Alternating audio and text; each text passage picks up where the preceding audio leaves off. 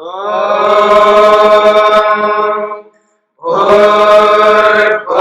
स्वः तत्सवितुर्वरेण्यं भर्गो देवस्य धीमहि धियो यो नः प्रचोदयात्।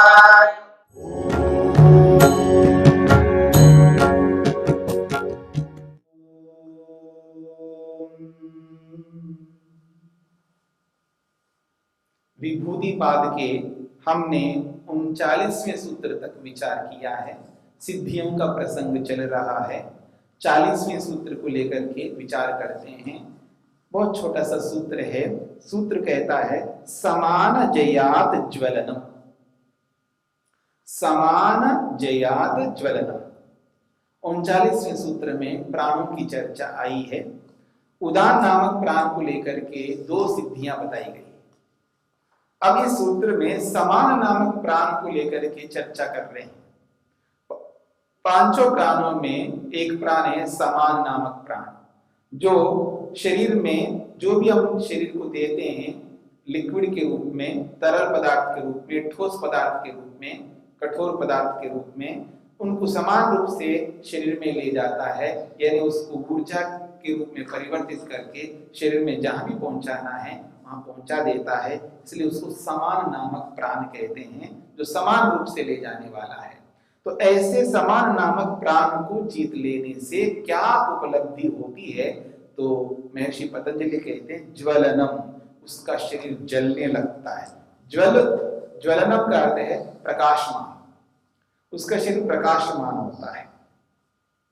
महर्षि वेदव्यास ने एक ही पंक्ति में इसको स्पष्ट किया है, जित समानः तेजसः उपद्मानं कृत्वा ज्वलयति।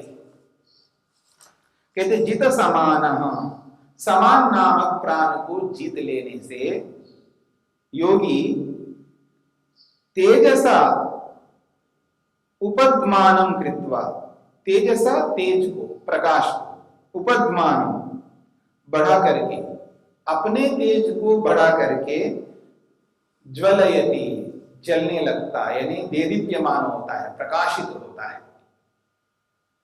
क्योंकि उदान समान नामक प्राण जो है पूरे शरीर में रहता है, तो पूरे शरीर में रहता है तो जो भी हम आहार करते हैं, खाते हैं या पीते हैं, उसको वो समान रूप से ले जाता है। यानी जिस जिस सेल तक पहुंचना है, यानी कोई ऐसा सेल, कोई ऐसी कोशिका शरीर में, कोई ऐसा तत्व नहीं जहां तक ये जो एनर्जी है, ये जो शरीर को पुष्ट रखने के लिए, निरोगी रखने के लिए जो भी ऊर्जा है, उसको सब जगह पहुंचा देता है ये समान। क्योंकि प्राण को जब जीत लेता है तो उस प्राण का प्रयोग करना योगी को आता है। जैसे गाड़ी सीख लिया उसने, तो गाड़ी को कहाँ रोकना, कहाँ मोड़ना, कहाँ तेज करना, कहाँ मंद करना, कहाँ ब्रेक लगाना, कहाँ क्या करना है, तो उस ड्राइवर को पता रहता है, जो ड्राइविंग में कुशल होता है, एक्सपर्ट होता है। एक सामान्य रूप से सभी लोग चलाते गाड़ियों को, लेकिन जो रेसर जो होते हैं, जो गाड़ियों का रेस जो करते हैं, जैसे बाइक रेसिंग करते हैं, तो 4 व्हीलर रेसिंग करते हैं, साइकिल रेसिंग करते हैं, ऐसे ही तो ये जो रेसर्स होते हैं, जो गाड़ियों आदियों को चलाने वाले, उनकी जो कुशलता है, ये आप लोग अच्छी तरह जानते हैं कि गाड़ी को कैसे यूज करते हैं वो लोग, कितने एक्सपर्ट्स होते हैं उन गाड़ियों का प्रयोग करने में, चाहे वो मोटर बाइक हो, चाहे वो 4 व्हीलर हो, क्या चलाते हैं। उनको देखने से ऐसा लगता है ये आदमी है, ये यंत्र है, ऐसा लगता है। यानी उस यंत्र को, उस गाड़ी को यंत्र की तरह इतना कंट्रोल करके रखते हैं, कहाँ रोकना, कहाँ उठाना, कहाँ जंप करना, कहाँ दौड़ाना, हर विषय में, हर एंगल से वो इतना कुशल हो जाते हैं और उसको ऐसे ले जाते हैं गाड़ी को जैसे वो एक खिलौना हो। जैसे आजकल छोटे बच्चे लोग जो है वीडियो गेम्स खेलते हैं, तो वीडियो गेम्स खेलते हुए वो कुछ गाड़ियों का भी रेसिंग का गेम होता है, वो जैसे चलाते हैं उसमें ऐसा लगता है क्या एक्सपर्ट है बच्चा, पूरा उनकी उंगलियों में रहता है, बस बटनों को बार-बार टच करते रहते हैं, उन बटनों को दबाते रहते हैं और गाड़ियां बस ऐसे दौड़ते हैं जैसे कि मान लो हवाई जहाज मुर्रा। कहने का अभिप्राय है किसी भी कार्य करने में उसकी कुशलता प्राप्त करने के लिए उद्यम, मेहनत, पुरुषार्थ, बहुत लंबा पुरुषार्थ चाहिए होता है। ठीक इसी प्रकार से योगी भी इस समान नामक प्राण को जीत करके, और ये प्राण एक ऐसा है कि पूरे शरीर में ये खाए पिए उस पदार्थ की ऊर्जा को, एनर्जी को वो सब जगह पहुंचा देता है। यानी शरीर का कोई ऐसा भाग नहीं होगा, कोई ऐसी कोशिका नहीं होगी जहां उस एनर्जी को नहीं ले जाता हो ये समान नामक प्राण। तो पूरा शरीर जो है एक प्रकार से समान नामक प्राण के साथ युक्त है। जब वो उस प्राण को जीत लेता है तो जो भी खाता पीता है और जिस तरह का वो अपनी दिनचर्या को रखता है उससे शरीर पुष्ट रहता है और स्वस्थ रहता है, निरोगी रहता है एक बात, और व्यायाम आदि करके और दृढ़ बलवान भी रखता है। और अपने शरीर का जो तेज है, एक शरीर के अंदर जो होना चाहिए कि जिसको आप कहते हैं एक प्रकार से प्रभा, जिसको आप कहते हैं, वो जिसको ओरा के नाम से आप जानते हो, तो अपने शरीर को देदीप्यमान रखता है व्यक्ति, प्रकाशित रहता है उसका शरीर। ऐसा कोई ऐसा प्रकाश नहीं है, उसके अंदर जो गुण है विशेष रूप से उसका जो तेज है ना, जैसे हम वेद मंत्र में भी पढ़ते हैं, यजुर्वेद का मंत्र है, उसमें एक वाक्य ये भी आता है, तेजोसी तेजोमय देहि, परमात्मा तेज स्वरूप है, प्रकाश स्वरूप है, और ये परमेश्वर ये तेज स्वरूप प्रभु, मैं अपने आप को तेजवान बनाना चाहता हूँ, अपने शरीर को भी तेजोमय बनाना चाहता हूँ। तो ये जो गुण है, विशिष्ट गुण, उन गुणों के कारण से आदमी देदीप्यमान होता है, शरीर भी ठीक रहता है, प्रभावी रहता है, उसका शरीर ऐसा दिखता है जैसा कि एकदम यौवन में है, एक युवा अवस्था वाले शरीर जैसा होता है, ऐसा ही रहता है। तो इसके साथ में मुख्य बात यह है कि ऐसे विशिष्ट गुणों को वो अर्जित करता है, ऐसे स्किल्स अपने अंदर डेवलप करता है जिससे वो हमेशा ताजगी से, स्फूर्ति से युक्त रहता है, तो आलस्य प्रमाद से रहित होता है, तो शरीर एक प्रकार से तेज स्वरूप होता है, प्रकाशित होता है। यानी उनके अंदर ऐसे गुण हैं, ऐसी योग्यता हैं, तो व्यक्ति उनको देखता है और प्रसन्न रहता है।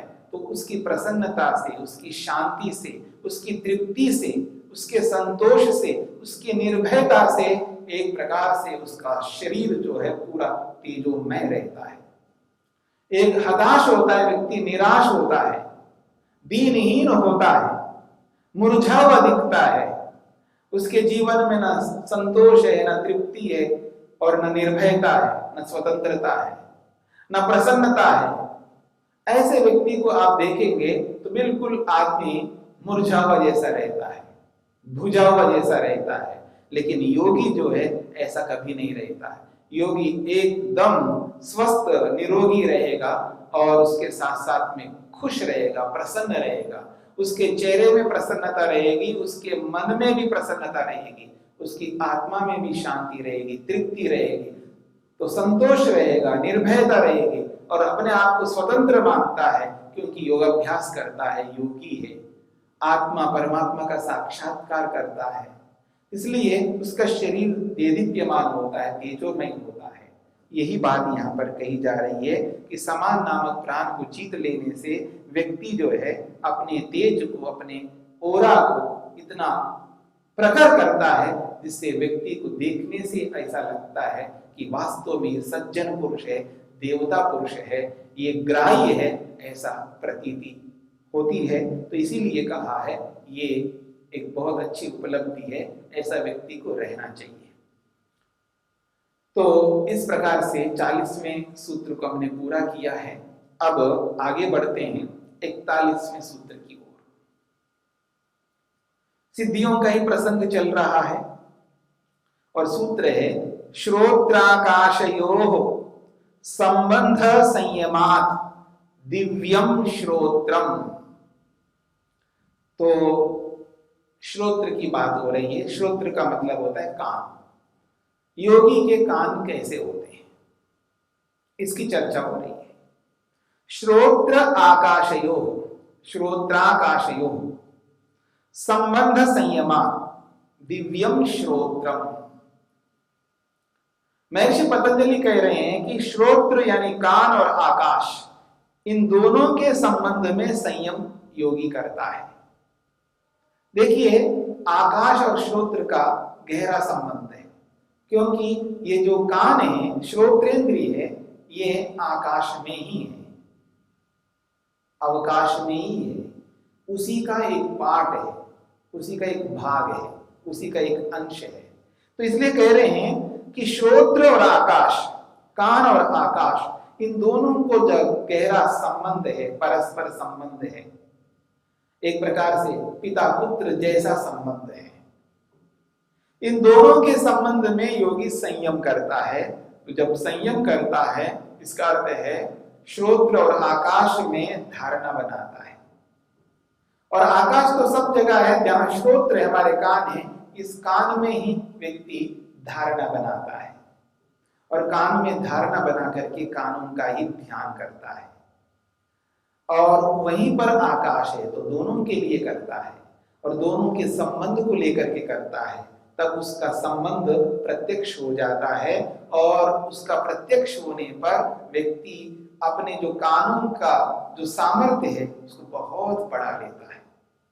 कानों के सामर्थ्य को इतना बढ़ा लेता है कि बहुत सूक्ष्म से सूक्ष्म शब्दों को भी वो सुनने में सक्षम होता है। इसलिए कहा जा रहा है दिव्यम श्रोत्रम।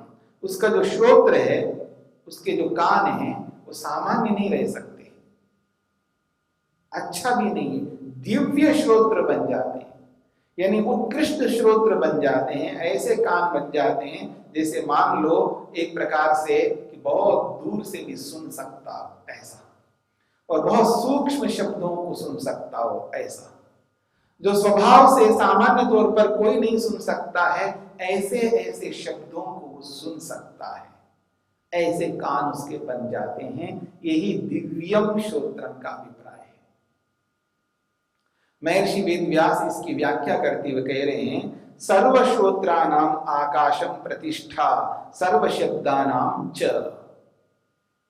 कहते सर्वश्रोत्राणाम, जितने भी श्रोत्र हैं, जितने भी कान हैं, दुनिया भर के प्राणियों के जो भी कान हैं, कान केवल मनुष्यों के नहीं है, मनुष्येतर योनियों में जितने भी प्राणी हैं, सब में कान है, सब में श्रोत्रेंद्रिय विद्यमान है, सभी सुनते हैं। तो जो प्राणी मात्र के जो भी कान हैं, श्रोत्र हैं, उन सब सर्वश्रोत्राणाम, सभी श्रोत्रों का आकाशम प्रतिष्ठा, आकाश जो ही प्रतिष्ठा यानी आधार है। सब कानों का, सभी श्रोत्रों का आकाश जो है बेस है, आधार है। फिर कहा है सर्व शब्दानाम च, और सर्व शब्दानाम, जितने भी शब्द हैं, जितने वैरायटी के शब्द हैं, जितने प्रकार के शब्द हैं, मनुष्य के अलग अलग प्रकार के शब्द हैं, पशुओं में भी अलग अलग पशु हैं, अलग अलग पशुओं के शब्द हैं, और पशु इधर और भी कीड़े मकोड़े जितनी भी योनियां हैं, जितने भी हम जान पाते हैं, उन समस्त योनियों में जो भी शब्द होता है, उन सब शब्दों का आधार बेस भी आकाश है। तो इसलिए कह रहे हैं आकाशम प्रतिष्ठा, आकाश आधार है सर्व शब्दानाम, सभी शब्दों का, और सर्व श्रोत्रानाम, सभी कानों का। यथा उत्तम, जैसा कि किसी और ऋषि ने बात कही है। वो कहते हैं तुल्य देश श्रवणा नाम एक देश श्रुतित्वम सर्वेशाम भवति। अब ये कान है, कैसे पता लगेगा यहाँ कान है? आपके पास कान है, उनके पास कान है, या इनके पास कान है, कैसे पता लगेगा? तो उसके लिए कह रहे हैं तुल्य देश श्रवणा नाम, जो एक ही स्थान में बैठ करके सुनने वाले जितने भी लोग हैं, जैसे आप सब मेरे को सुन रहे हैं, और देश, देश का अर्थ होता है स्थान, एक ही देश, एक ही स्थान में आप सब बैठे हुए हैं, जितने भी आप बैठे हुए हैं, एक ही स्थान पर आप बैठे हुए हैं। तो कहते हैं तुल्य देश श्रवणानाम, एक स्थान पर बैठ करके जितने भी लोग आप सुन रहे हैं तो आप सबका एक देश श्रुतित्वम, एक देश में यानी एक ही स्थान में जो मैं बोल रहा हूं सबको एक जैसा सुनाई दे रहा है। ऐसा नहीं है कि आपको अलग सुनाई दे रहा है, उनको अलग प्रकार का सुनाई दे रहा है या उनको अलग प्रकार का सुनाई दे रहा है, ऐसा बिल्कुल नहीं है। सबके लिए एक ही श्रवण हो रहा है। तो इसलिए कह रहे हैं एकदेश श्रुतित्वम सर्वेशाम भवति इति, सर्वेशाम सभी सुनने वालों को एक प्रकार का श्रवण हो रहा है। इससे पता लगता है आप सबके पास एक जैसे कान हैं, एक जैसे कान हैं, इसीलिए सब एक जैसा सुन रहे हैं, क्योंकि बोलने वाला भी जो बोल रहा है सबके लिए बोल रहा है और सभी लोग वैसा ही सुन रहे हैं जैसा बोलने वाला बोल रहा है। इससे पता लगता है आप सबके पास क्या है जो आप सुन पा रहे हैं, तो यही श्रोत्र है, यही कान है। फिर कहते हैं तच्च एतत् आकाशस्य लिंगम, और जो एक देश श्रवण है, एक स्थान पर सबको एक जैसे जो सुनाई दे रहा है, ये आकाश का चिन्ह, आकाश का लिंग बन रहा है। क्योंकि आप सब अवकाश में ही, आकाश में ही बैठे हुए हैं, इसलिए कह रहे हैं एक देशस्य लिंगम, ये एक देश का लिंग कारण बन रहा है, ये चिन्ह बन रहा है कि सब जगह आकाश है। इसलिए आप सब उस आकाश में बैठ करके श्रवण कर पा रहे हैं, सुन पा रहे हैं। तो यही बात यहां पर कहा है। अनावरणम च उक्तम, एक और बात कही है कि सभी लोग एक जैसा सुन रहे हैं, तो सभी लोग एक जैसा सुन रहे हैं तो सब जगह अवकाश है, आकाश है, कैसे है, कैसे पता लगेगा? क्योंकि कहते हैं अनावरणम च उक्तम, कोई आवरण नहीं। आवरण कहते रुकावट को, आवरण कहते रुकावट को, तो यहाँ कोई आवरण नहीं है, आपको रोकने वाला कोई पदार्थ यहाँ पर नहीं है, कोई ऐसी वस्तु नहीं है कि आपके सुनने को रोक ले। जैसे दीवार आ जाए ना, बीच में दीवार आ जाए तो दीवार जो है आवरण है, वो रोक देता है। जो मैं बोल रहा हूं तो इस चारों ओर जो दीवार है ना, इस दीवार के बाहर नहीं सुनाई देगा, क्योंकि ये दीवार जो है आवरण है, रोकता है। तो एक प्रकार से ये रोक लगाने वाले आवरण हैं। तो जैसे दीवार आदि आवरण के कारण से दीवार के पीछे वालों को सुनाई नहीं देता है, पर सब लोग सुन पा रहे हैं, इसका मतलब है आपके तक पहुंचने के लिए कोई बीच में आवरण नहीं है। अगर आवरण होता तो आप तक वो शब्द पहुंच ही नहीं सकता। इसलिए कह रहे हैं अनावरण भी ये बताता है कि आकाश वहां पर विद्यमान है। तो ये अनावरण भी एक प्रकार का लिंग बन रहा है आकाश को सिद्ध करने के लिए।